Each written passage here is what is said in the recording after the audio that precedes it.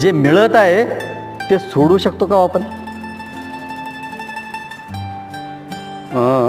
चालताना जर 10 रुपयाची नोट दिसली, ती सोडण्याची इच्छा आपली होते का? हे निख्खम असं आहे.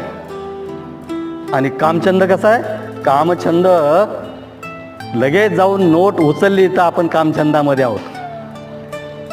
आणि ती माझी नोट नाही आणि पडली ती माझी नाही, ती मी घेणार नाही. हा म्हणजे निख्खम आहे. इतकी मोठी आपली मनाची तयारी आहे का केवळ 10 रुपयासाठी आपण अनिच्छा आपली निर्माण करू शकतो?